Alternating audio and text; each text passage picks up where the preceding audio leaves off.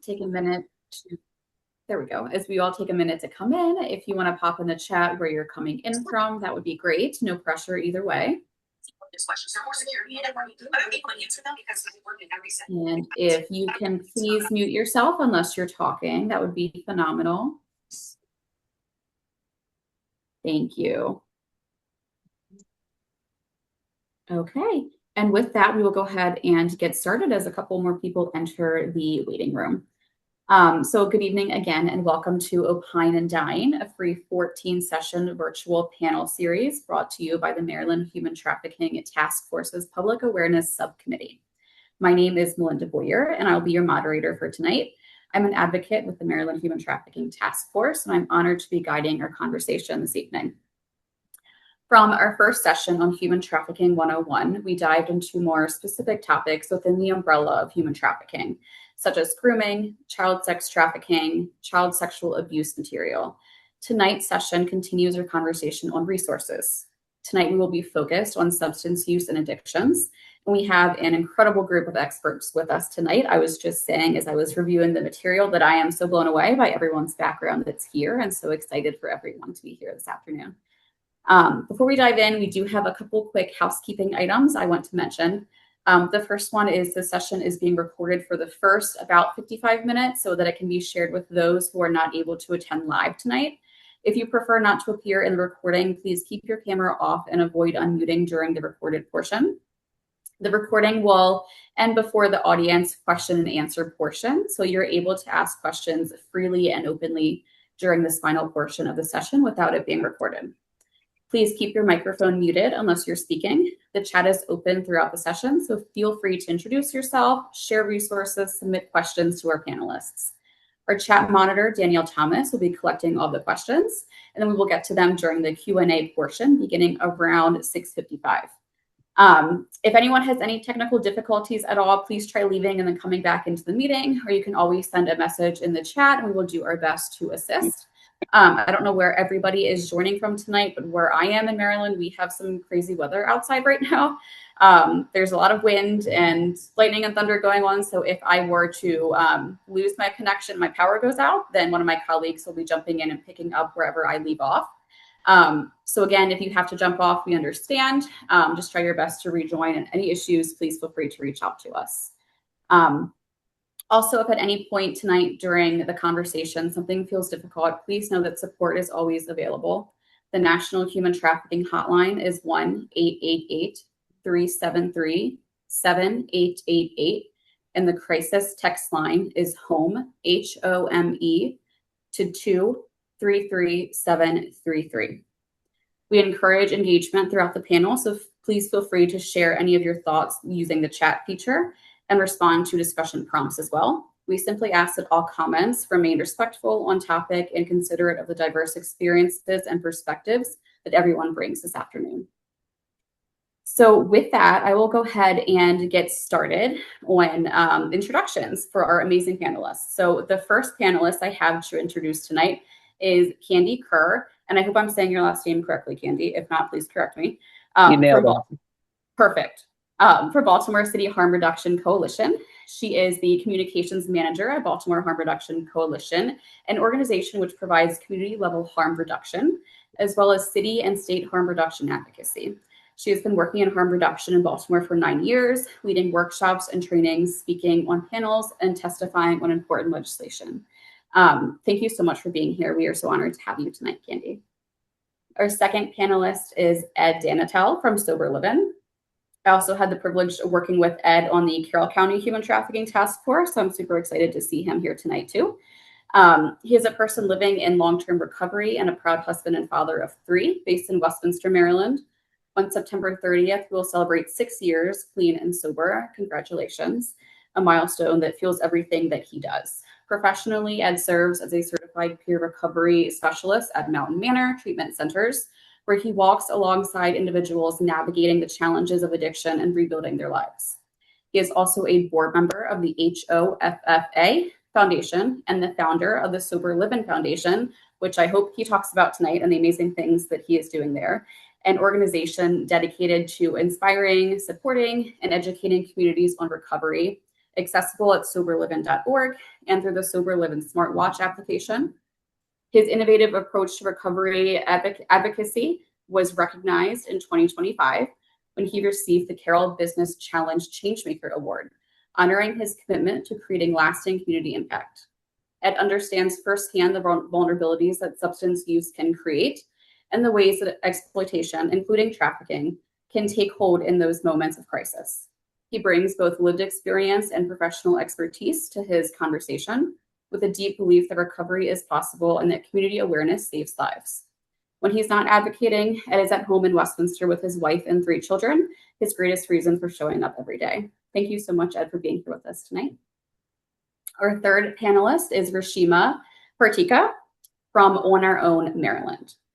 As the Peer Wellness and Recovery Organization's WRO network manager, Rashima assists with coordinating the On Our Own statewide affiliate network of peer-operated wellness and recovery organizations, WROs, by facilitating high-quality technical assistance, training, and peer-to-peer networking opportunities. Prior to her employment with On Our Own of Maryland, Rashima spent 20+ years working as an operational risk professional for large corporations like Pacific Gas and Electric and Wells Fargo, where she developed strong project management, group facilitation, training, and consulting skills. She has over 27 years of lived experience recovering from substance use, congratulations, and has interacted with and helped hundreds of peers during this time. Rashima is a lifelong resident of Frederick County, Maryland, where she resides with her 2 daughters, their golden doodle, and Coco the hedgehog, which I have a heart for because I used to have hedgehogs as well. So I love to see that. Our fourth panelist is, thank you so much. Sorry, I didn't mean to skip over you, Rashima. Thank you so much for being here with us tonight. We so appreciate you being here. Our fourth panelist is Dylan McManus from Syringe Services. Dylan is the Opioid-Associated Disease Prevention and Outreach Programs, AODPOP administrator for the Maryland Department of Health, where he leads statewide technical assistance, capacity building, and grant-making activities to improve comprehensive harm reduction services. These efforts and activities include working with governmental and non-governmental OAD-POPs to ensure integration across behavioral health and infectious disease, as well as supporting them to implement and expand service delivery to people who use drugs.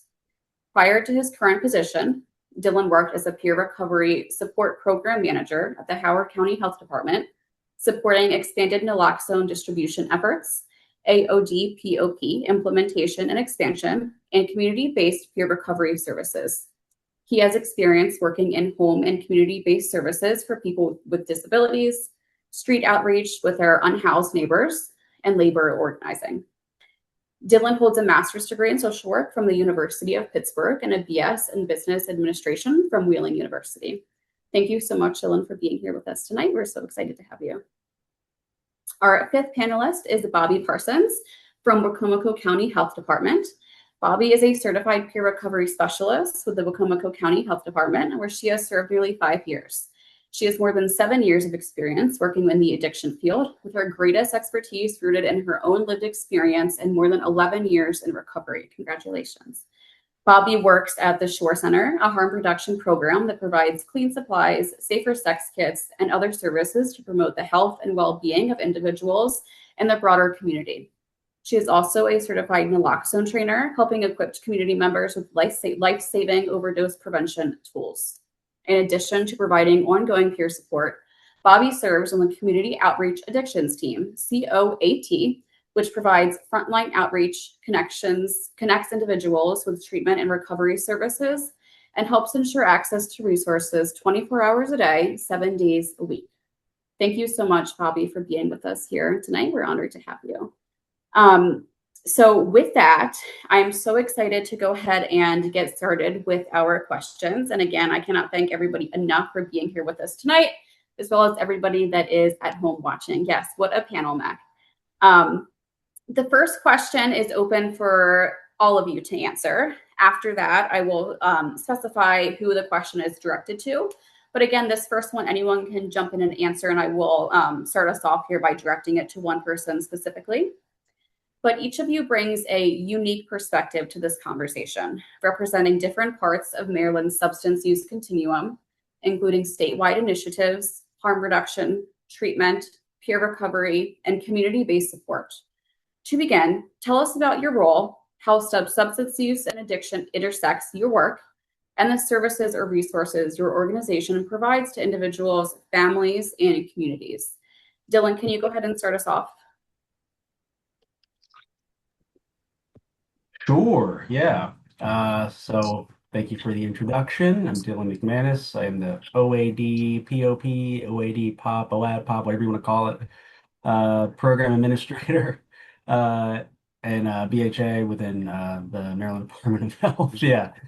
Quick note on nomenclature: OAD, POP, and certain services are the same thing.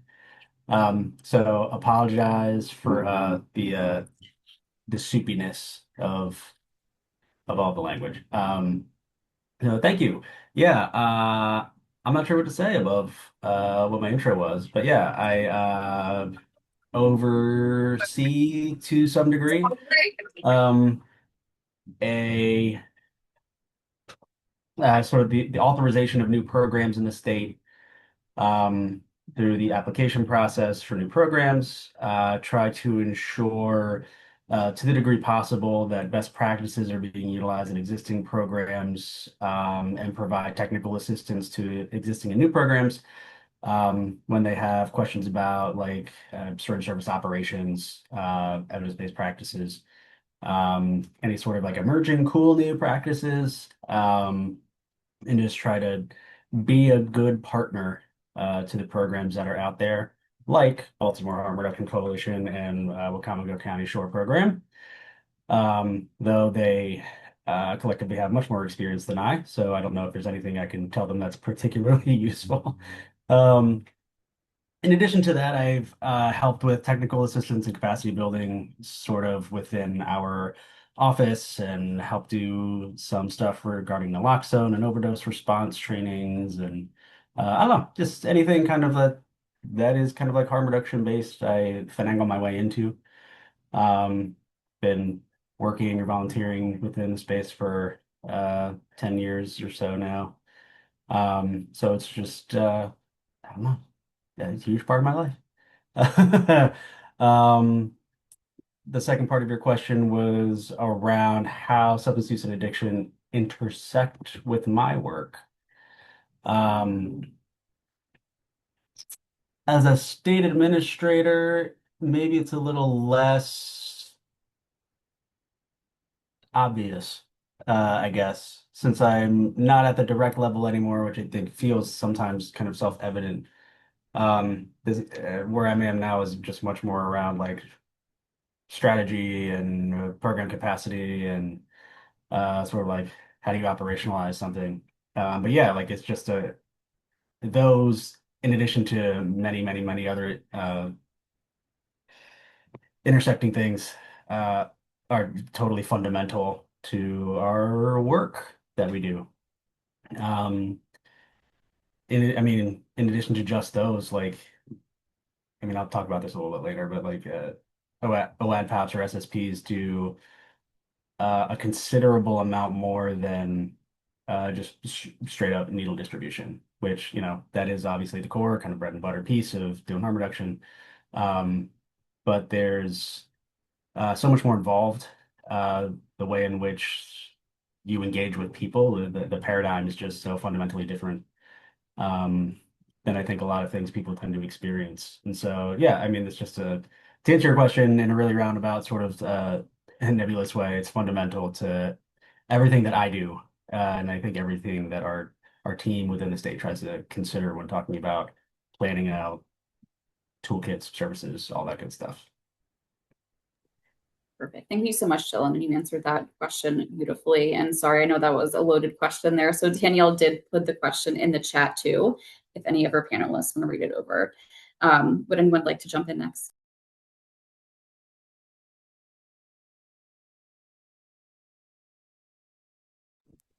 Yeah, I'll go. Hey folks, first off, thank you for having me. I appreciate the opportunity to speak and get to meet you folks and hear what you folks have to share.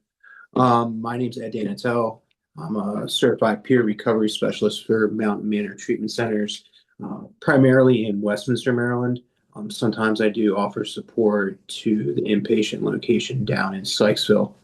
Um, daily, I see the effects of substance use just from interacting with our clients here.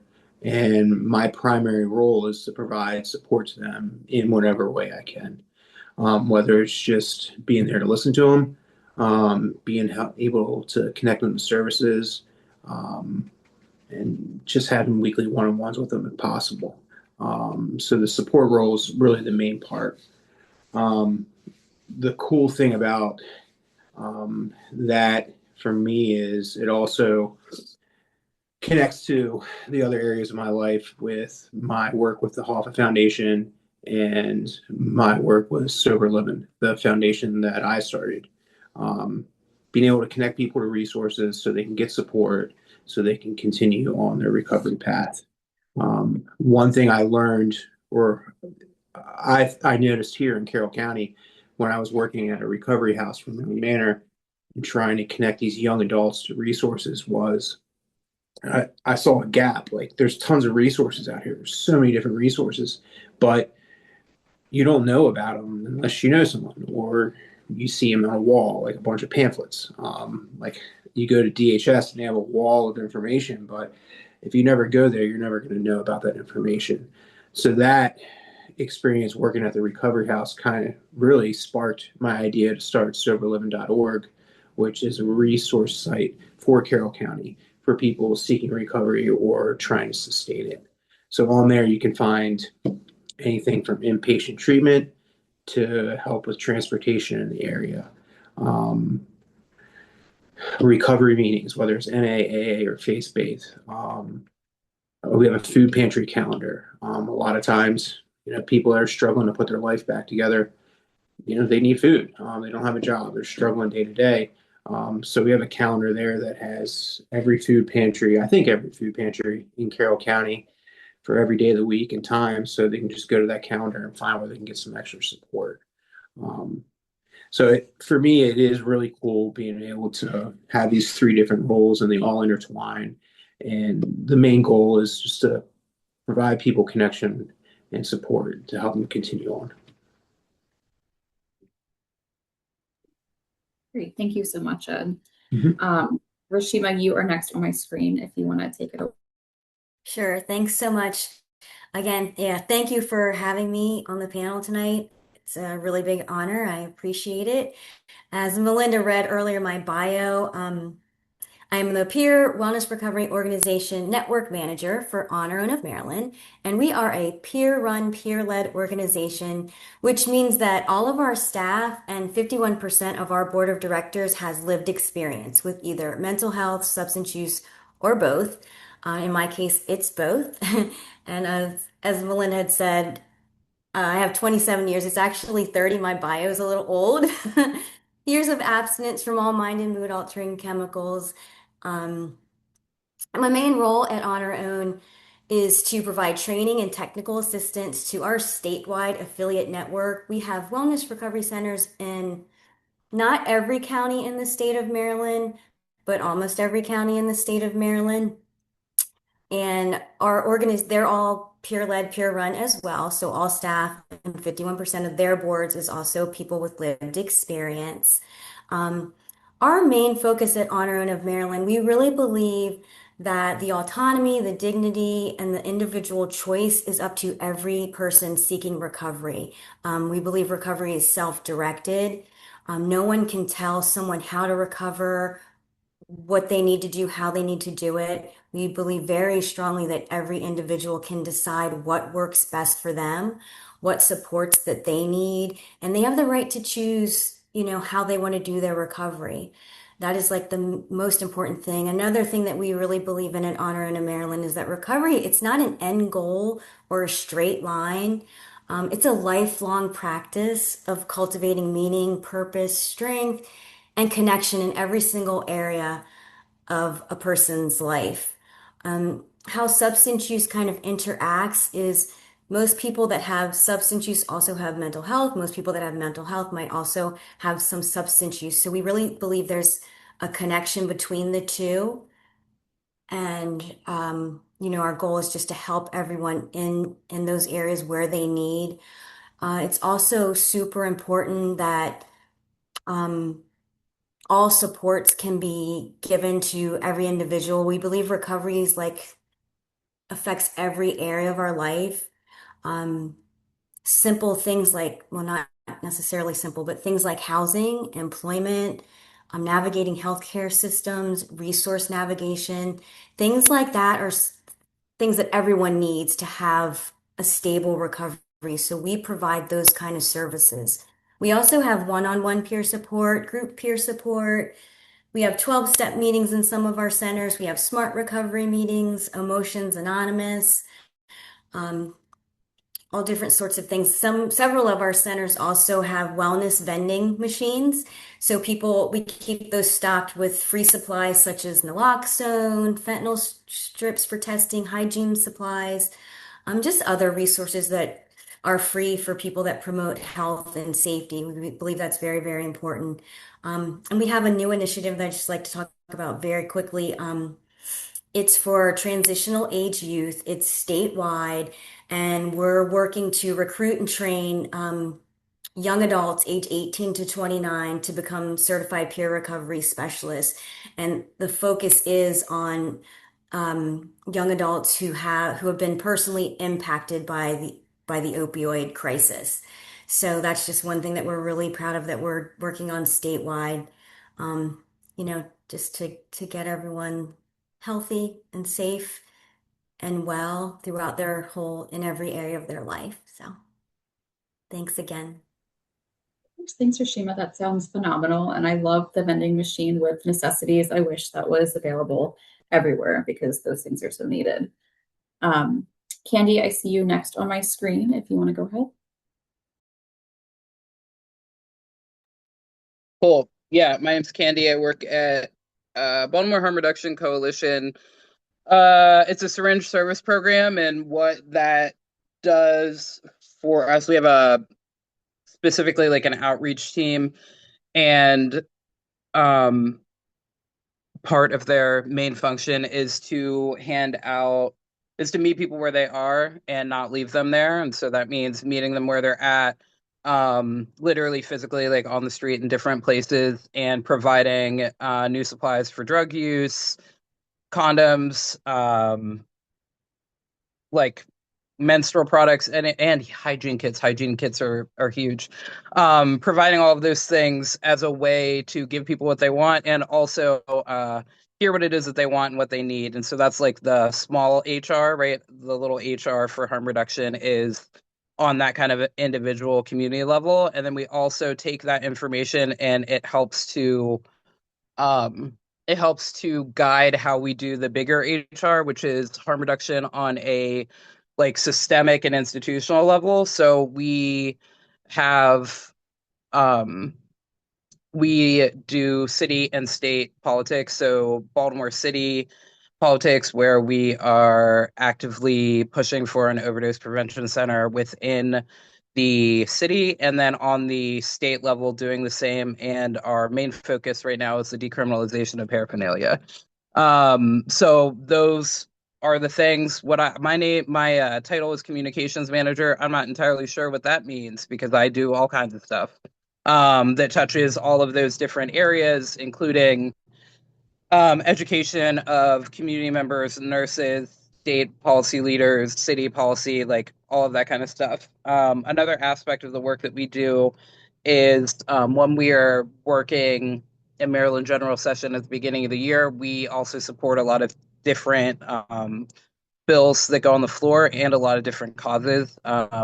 Trans health is one, and is one of the things that we focus on. Yeah, other duties as assigned. LOL. All duties as assigned. Anyway, sorry, I was reading the chat. Trans healthcare, and also the right for trans girls to participate in sports is something that we focus on, and I specifically focus on laws that will affect sex work within the city and nationally. At BHRC, we have a program where we send syringes and barrels to people that are doing gender affirming care or HRT, like have HRT therapy in general, and working with sex workers and on like the small level and the higher level is also a part of the work that we do. I'm a sex worker, and I also have been abstinence-based sober for 13 and a half years. And so all of that stuff interacts with all of the stuff. I don't think, like, if harm reduction is the name and I'm not doing something with substance abuse, then that's not a good, that's bad. So it's all just kind of intertwined. All right, pass. Okay, thank you so much, Candy. And I love what you said about physically meeting people where they're at too, because so many times we would love for people to physically go somewhere, but there's just so many barriers that are stopping them, whether it's something like transportation or mental health wise. So the importance of physically being there and getting to them is so needed. So thank you for doing that. And Bobby, you are next. Hey everyone. So I work in the harm reduction at the Wycomico County Health Department. I put a list in the chat of all of the things. I printed this stuff out because I suck at public speaking or on these panels. So we have case management services. We have targeted case management. We have addictions case management, but I heard that maybe that just got cut and they're going to all come to peer support. State care coordination. We have the LEAD program, which is the law enforcement assisted diversion program. So most of the referrals will come from police activity. Peer support services, that is one of my titles, the ongoing peer support. We have Code Team, which is another title that I work closely with.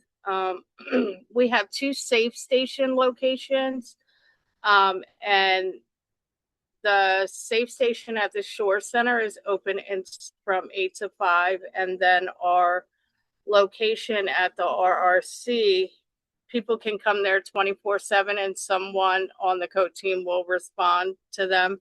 Our harm reduction site, where we get, our syringe service, which I heard it was going to be, I think Dylan said it. I'm not real familiar with that term yet, but I'll get there. Yeah, I think that pretty much sums it up. We also have a program, it's called the RAD program, Rapid Analysis Drug Testing. I like to get out in my community and kind of like Candy said, and meet people where they're at. Should I see someone, or, I'm from here. I'm in recovery from a lot of different things. We'll just say that. So I know a lot of the people. I worked inpatient rehab locally here.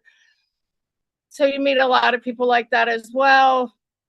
Jail, my past life. So I reach out in the community, and I let people know the services. I'll bring them, safe sex kits, clean supplies, just kind of meet them where they're at, case by case basis. What do they need? Thanks for letting me share. Thanks for sharing. That sounds amazing. Thank you so much, Bobby. And I'm sorry to direct the next question at you again. I should have given you a little space between going now. But this next one is directed towards Bobby, and then anyone can, of course, feel free to chime in and keep the conversation going. But from your experience in the community, what are the most common needs and barriers facing individuals and families impacted by substance use? There's a second part that also says what resources are available, and how can peer recovery specialists and the broader community help people access the support that they need? Again, that was a lot in the question, so Yeah, you broke up in the middle of it. I don't know if it's my sorry signal. about that. I don't know what happened there. I came outside, so maybe my signal's not great. I don't know. No worries. I will repeat it, but I did just pop it into the chat. From your experience in the community, what are the most common needs and barriers facing individuals and communities and families impacted by substance use? And then what resources are available and how can peer recovery specialists and the broader community help people access the support that they need? Yeah. So, a really big barrier I feel like we have here locally, I'm not sure if it's everywhere, but I see a lot of people just getting pushed aside when it comes to like mental health or substance abuse, or should they have a medical issue along with the substance abuse. Like the barrier is trying to find a place that will take them, or if they need a higher level of care, I can't send them to a higher level of care. So I feel like that's been a really big struggle. Just getting everybody on board to be able to assist in that way. And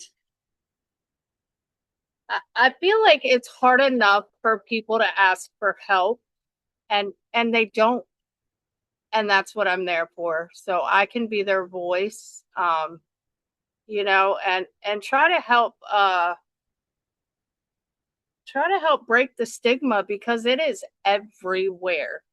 And I have to remember that I work for the health department at times, because it's so frustrating. I don't know if did I answer all of that? Yes, I think you did. No, that was great. Thank you so much. And I can definitely echo about it is so hard for people to ask for help and say they need help for Yes. one, but then when they're not able to get those services that they need after asking for help, it's just another added layer of trauma. I'd like to add though, having a lot of resources, here across the bridge, like, and being knowledgeable of some really good programs has been a huge asset. Or just knowing people to call and like, hey, I need help because it's not on the Eastern Shore, I mean, it is, but like in case by case basis.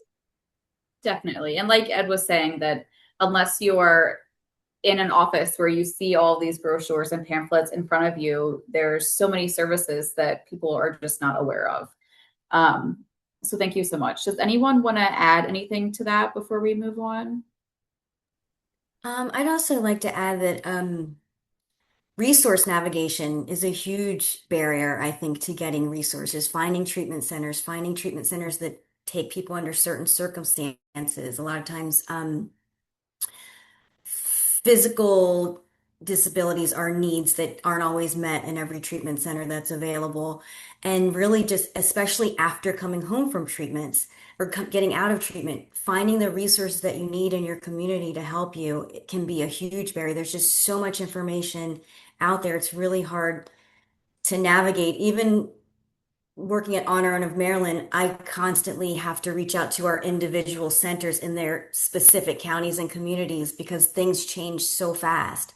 And they really are experts at knowing what's available in their area, in their community. So that's another thing that's really tough for people. Thank you for that. And I agree most definitely. When I was a navigator trying to find services for human trafficking, even having a slew of options throughout the country was still so difficult to meet somebody's specific needs. And calling all of those different organizations, and one of them doesn't accept you if you smoke cigarettes, so that automatically disqualifies them. Things like that, like Mac had said, it is sometimes so frustrating when we're looking for those low barrier services. Anyone else before we move on? Okay. Rashima, this question is actually for you.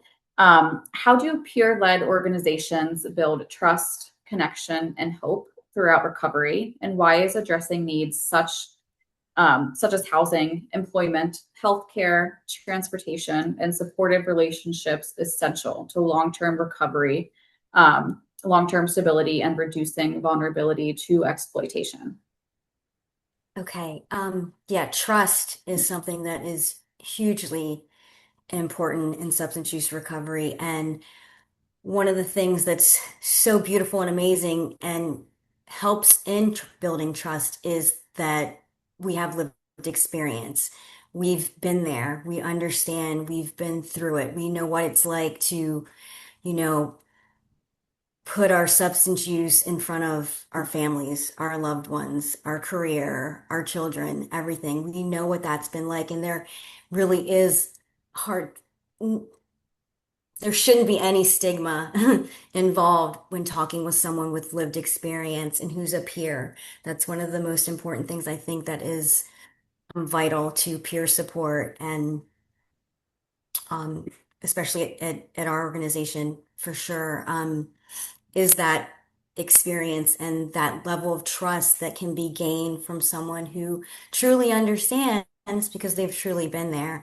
It really is just the beauty of one person helping another and true empathy because we've actually been there before.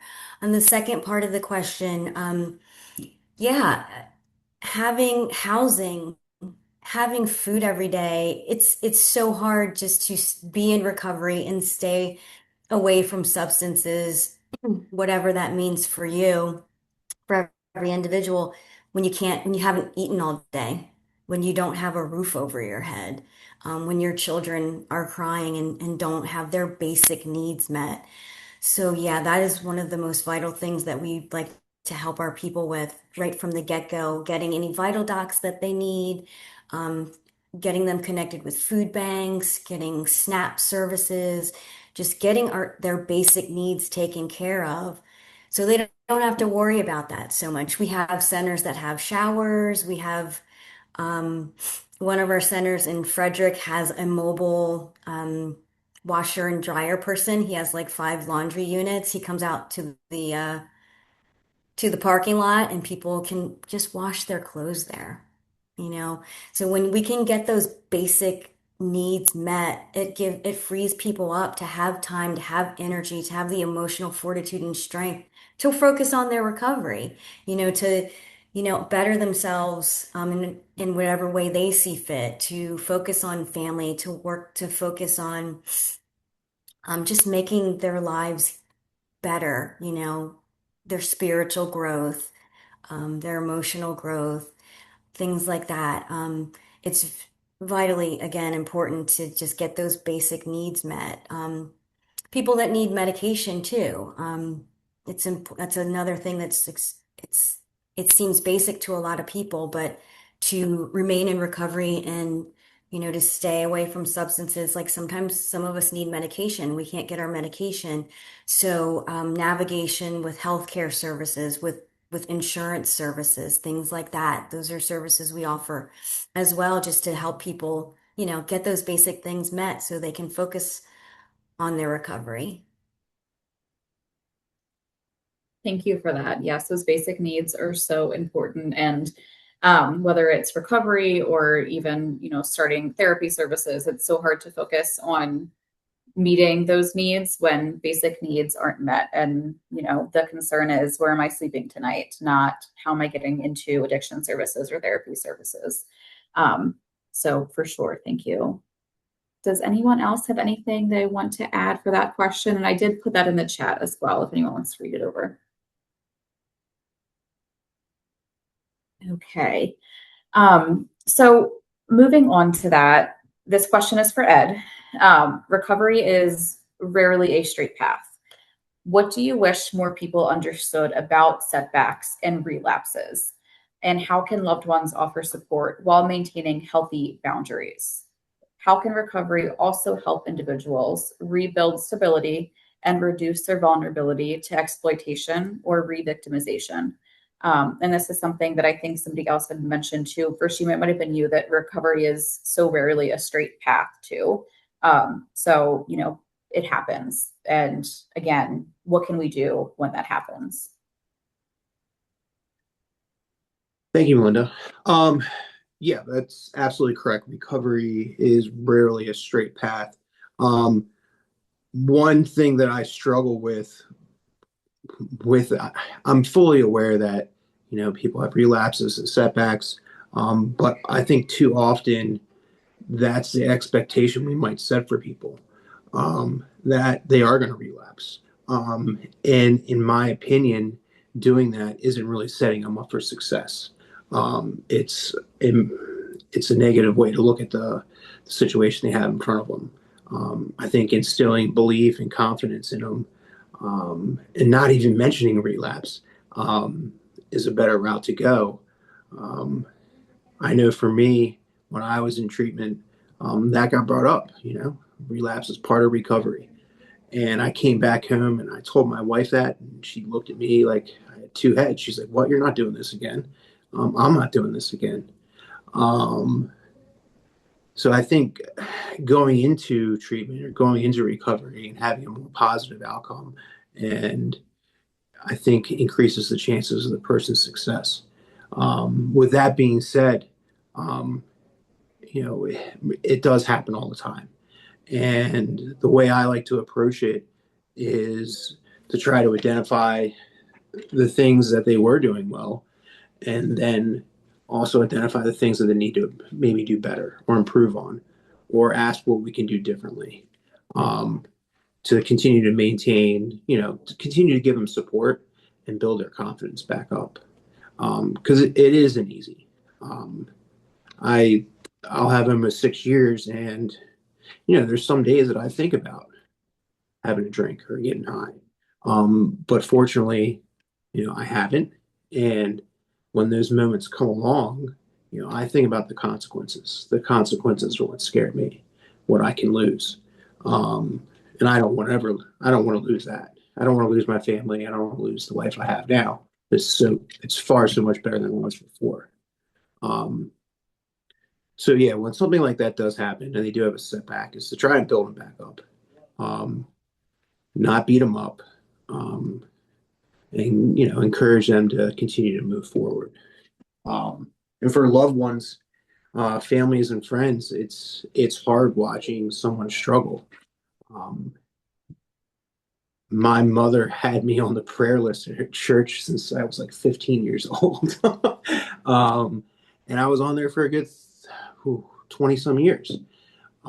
So for loved ones, I would say not give up hope. Be supportive. Um, because you never know. You never know when that day's going to come, and they're going to be ready. They're going to be ready to make that change. It's my mom again is going through it with her brother. Her brother's 70 years old. He's been doing this for 35 years, and she doesn't give up hope. God bless her. She's a strong woman for that. Um, and I think as you go through your recovery journey, um, you start gaining more clarity, you start building more connections, um, more people you can turn to for help. And for me, that's been a big part of, um, not going backwards, um, to continue to move forward and try and better myself and help others.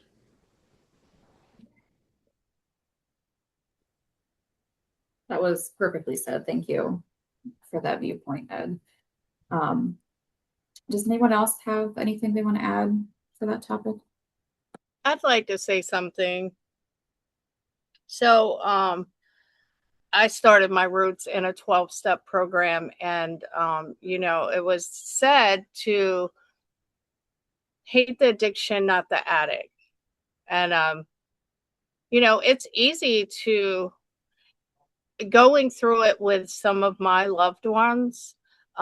It's difficult sometimes to find that balance. Am I enabling? Am I being too hard? Because I needed to hear it, like, with no cookie cutters. Don't sugarcoat anything for me, because I will take it and run with it. So I think sometimes finding that balance of how to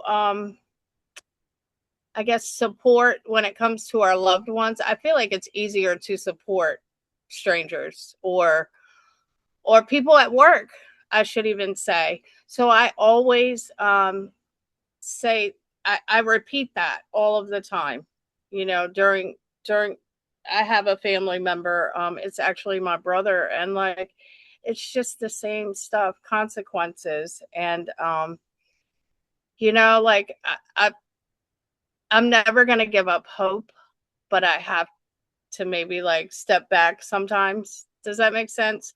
So that hate the addiction, not the addict, like for me, like helps. And I have never heard that before, but that is a phenomenal piece to remember. So thank you for sharing that, Bobby. Candy, I see your hand is raised.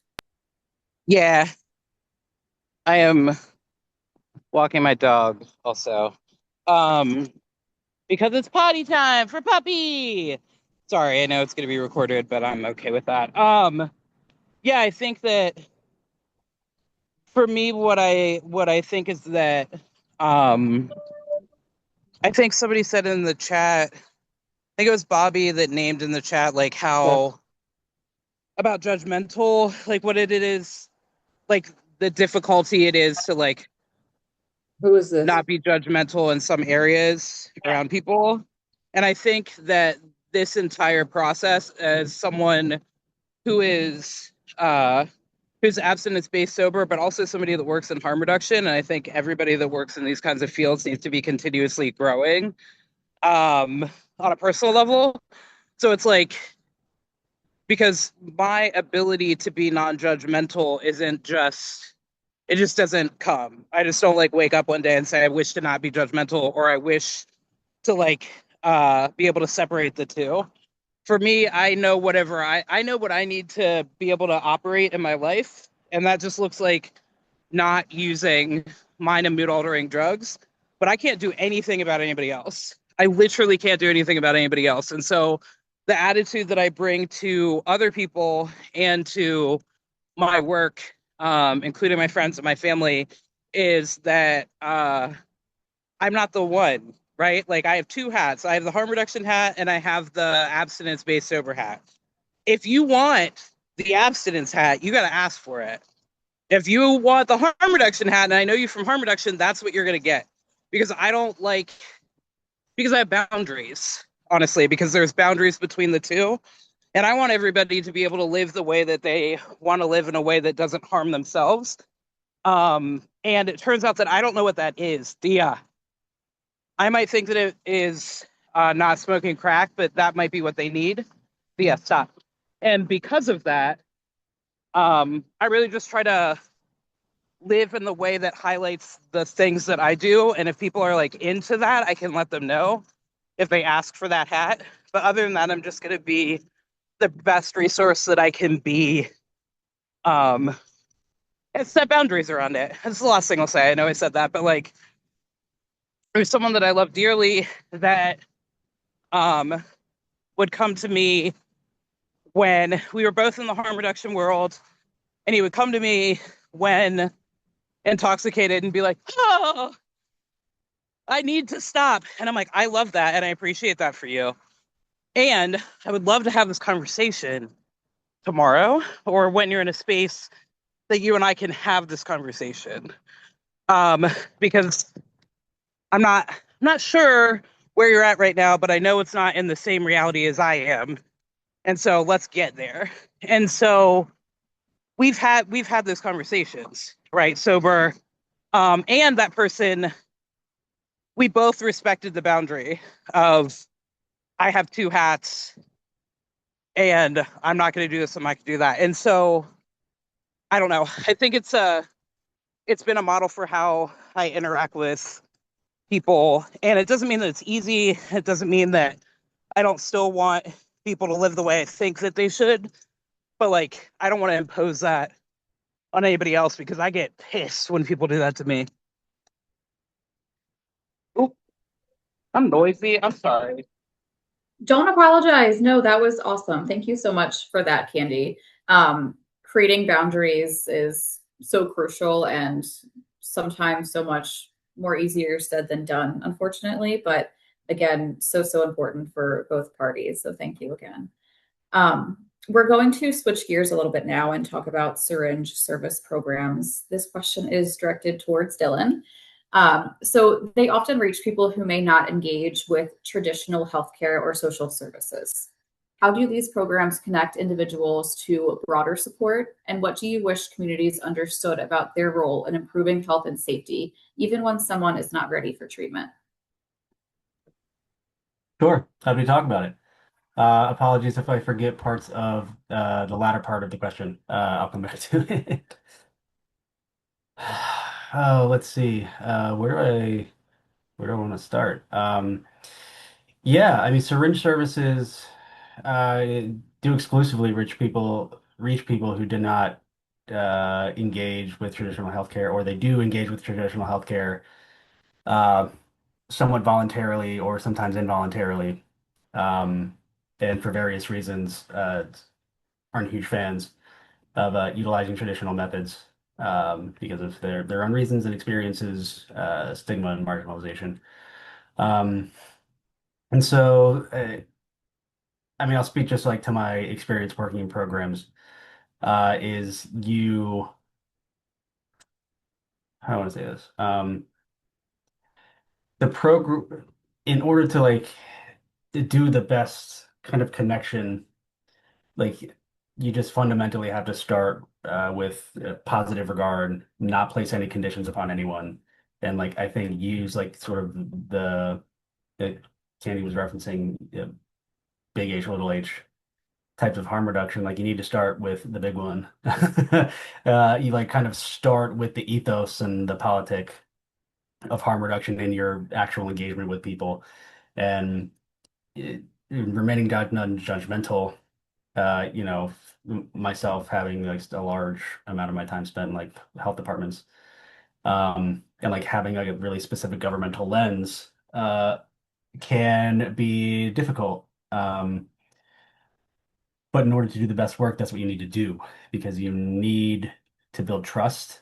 You need people to, you know, kind of tangentially be involved and not experience anything negative and know to trust you and that you, one, like are cool with kind of whatever's happening and that you do genuinely care about what someone might be going through, what they need. And it's kind of a slow build, slow roll to developing like really authentic relationships with a lot of people. And so my how I have seen like brand new programs roll out and how when I've done this work myself, starting with you know, a program that didn't have a whole lot of engagement, um, to over a couple of years building just like seeing a lot of people having just a lot of total engagement in the county I was working in. I don't know, I guess what I'm trying to say is like authenticity is like the best way that you can really engage um, folks who like off the bat might not want to have anything to do with you. And just leaving stuff unconditionally and being like, all right, man, like, here's some socks, here's some naloxone, here's some needles, here's whatever.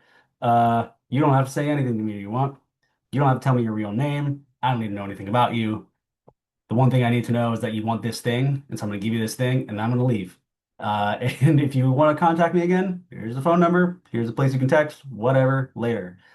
Um, and so I've found that to be particularly effective. Also, I want to say one, and we're talking about syringe services, but to address the second part of this question, um, or maybe the first and second part of this question, one of the, well, two, I guess, of the main things that are distributed through these types of programs, like you think of the needles because they're called syringe exchanges, and you know, it's uh, from like a strict public health lens, it's an infectious disease prevention program. But two of the things that are given out more often, what's the right measure? Per capita,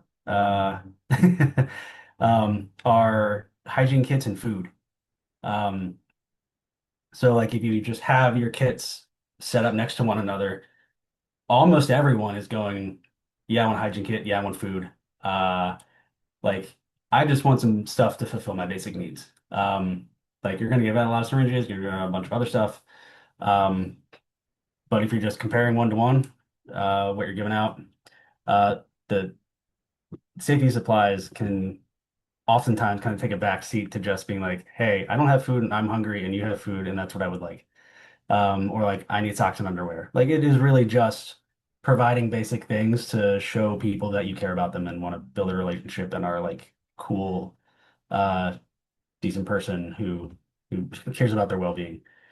Um, so to really formally get to the second part of the question, communities understanding about the role in improving health and safety. Yeah, like I had said, I think from a community community level effects perspective, like it, from a strict public health lens, they're infectious disease prevention programs, just to mitigate any transmission of infectious disease through the shared use of needles. So you distribute the needles. So each person, if you happen to be using a group, if you happen to be using individually, eliminates the transmission if there happens to be sharing. Really well evidenced, really important if you're trying to mitigate the spread of things like HIV and hepatitis. Um, and they're extraordinarily effective. Uh, so that's what I would like people to know chiefly.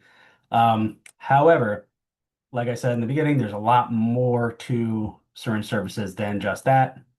Uh, Things that every program within the state tracks are also like referrals to anything, or how many people connected to any other thing. A lot of programs have dedicated case managers or sort of like peer coordinators.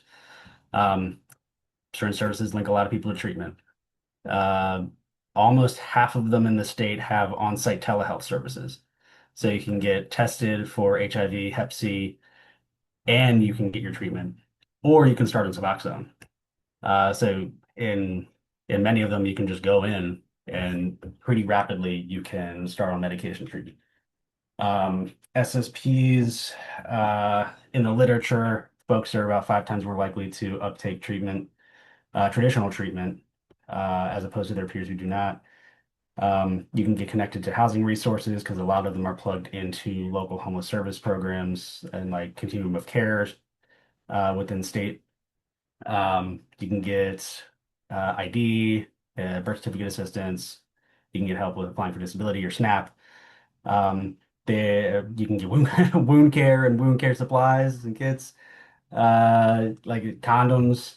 I, I, I mean, I'm sure there's plenty of things that I'm forgetting, but like they've really come a long way from, what you would think of during like the 1992 Baltimore City Needle Exchange, to trying to become more sort of a offer comprehensive continuum of care from I just need this thing later to I need this thing and what else you got, and trying to provide so much more for folks, either on the spot, by hand, or just in terms of like service connections to really sort of comprehensively improve like a holistic outcome of people who use drugs. Um, the thing I also would like people to know is that they're not scary. It's totally cool. You'll walk in, you'll see Bobby or Candy, or myself, and we're sitting around packing a kit or just chatting. Yeah. And we'll say, hey, what's up? How's it going? What's your name? What you need? And it's yeah, I mean I don't know. I think thinking about it from the outside, I've never experienced it, it can be really intimidating and kind of loaded, um, with a lot of assumptions, but it's truly low barrier. So low barrier that you don't need to tell anyone any of your actual information to get help. Thank you so much for all of that, Dylan. And really, everything that you had mentioned, all of those services are harm reduction techniques. And when we move into the next question, I think it's important that we address that a little bit more. So this question is for Candy. What does harm reduction actually mean? And what common misconceptions are around it? Yeah, Dylan said a bunch. Thanks, Dylan. That was great. Um, Also naming, I named it in the chat because you named it also, is like everybody has a place in the movement. And I think that that is a part of harm reduction that I like and I pay attention to a lot, right? Is that literally everybody on this call is involved in trying to help people that are caught in a system, um, which I call the racist war on drugs. Um, Everybody here is like a part of the solution, right? We need everybody in the space in order to be able to help people to the best of our ability. I named what harm reduction was earlier, and so like I named there are two parts. We operate on two parts, and there are two parts where it's the individual level where we hand out supplies and resources and we build relationships with community members. And there's also the institutional cultural change piece that involves public education as well as state and city policy change, and also reminding people in different sectors that they have privilege and power. Because one of the things about substance use and drug use is that since 1800s, whenever we've been making laws about drugs in America, it has come from a place of racism. And so when we talk about, when Baltimore Harm Reduction Coalition in specific talks about people targeted by the war on drugs, we are talking about people that, Black and brown people that have been targeted by the war on drugs since the beginning of these laws, right? That doesn't negate classism. That doesn't negate the fact that everybody can, can face trouble with drugs and all that jazz. It just means that we focus on that part too, and believe that racial justice is like a strong part of this. Is like we can't get through this unless we also address the systemic racism that is within all of our drug policy, and continues to be part of our drug policy. And so, those are the kind of the two levels that we operate. And I don't know. I guess there are a bunch of things that I want people to understand about harm reduction. I'm not even sure. I think that, I mean, Dylan also named it as like syringe service programs or ode pops are like they're not really scary, I think that in the city, I think one thing that I encounter is when people think of any place where people who use drugs go that is not an abandoned building, the stereotype is a methadone clinic with long lines of people and noise. They're always noise and litter. That's like what people think of, which is unfortunate because it's literally like we operate out of a townhouse. Like we're in a townhouse in Baltimore City. The other space like has these couches that if you sit on them, I fall asleep every time I go over there. So it's like, it's so, I don't know. It's those spaces are much more innocuous than people think. And also I would name that it doesn't have to be sober or using drugs. Like it doesn't have to be a versus situation.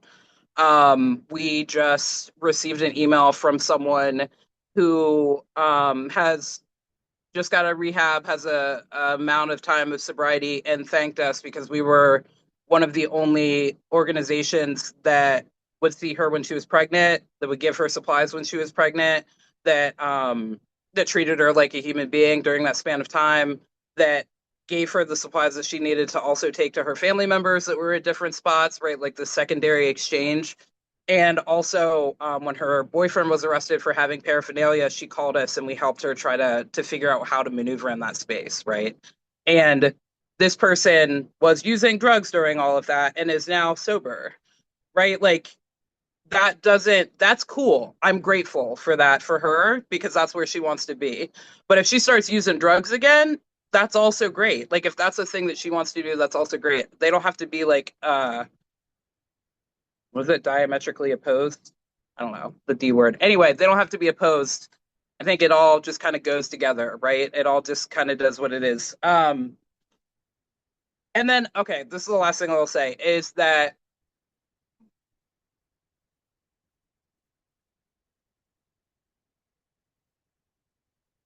when talking about drug use, one of the things that I try to keep in mind, whether or not I'm talking about harm reduction just in general, is that everybody has an experience with somebody who has used drugs in a way that may or may not be chaotic. And because of that, there is a perception of someone who uses drugs chaotically. And so, from the harm reduction realm, I'm trying to, on a regular basis, interact with people that may be using chaotically or may not, and then people that are using drugs because they drink alcohol every Friday, but don't consider them to be drugs and are really upset that their uncle drank a lot whenever they're younger, right? The conversations with people are different, but I think that the sentiment is the same, is that we want people to be happy and healthy to the best of their ability in whatever way they can do that. And I don't want to dictate that for them. I will give them, different resources on how that might happen. But I just want them to be happy and healthy. And I think that even whenever we're coming from a place of like extreme hurt from somebody we've encountered, we want them to be happy and healthy. So that's it. Check. Thank you, Candy. Yes, that you said that so beautifully, and I agree to all of that as well. Before we wrap up, we have one last question. This is for anyone to chime in with any thoughts that you have. And then we will move right into our Q&A. I apologize, we are running a little bit behind, but these conversations are so important. So I didn't want to cut anyone short because they're so necessary to have these conversations. So again, the last question. To close, what is one thing you wish every individual, family, and community understood about substance use and recovery? And what is one practical way they can help reduce stigma, support recovery, and keep people connected to care? We can talk all day about this, I know, but if anyone would like to start, that would be phenomenal.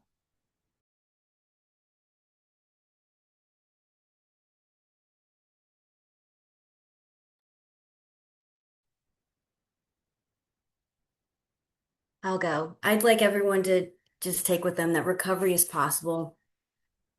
Recovery is possible. And people should never be defined by the worst chapter or chapters of their life. And something that people can do is, rather than being judgmental, approach people with curiosity and compassion.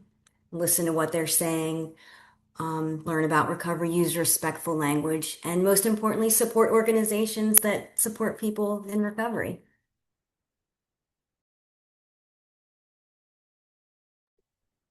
Thank you, Rashima. Does anyone else want to add anything? I can go. I feel like we'll probably all have the same answers. So I would like people, people that we serve, people that are uneducated. A lot of people are in our area. Word of mouth gets around, but they're afraid to use the harm reduction. So they'll send people however they get it. It's great. But that we are there for support, no matter what that looks like for them. And I would love to change the stigma behind the harm reduction to everyone, the entire community. And yes, recovery is very possible, no matter what that looks like for whoever. Yes, that is such an important takeaway, that recovery is possible and that, again, not everyone's journey is linear. Anyone else want to add any last thoughts before we move into our Q&A session? One thing that just popped in my head was that people would hold back judgment. I see that a lot.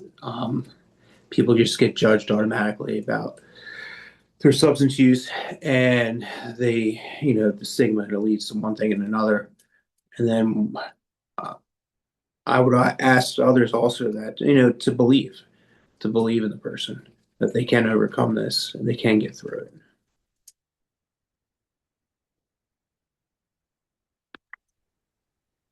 Thank you, Ed.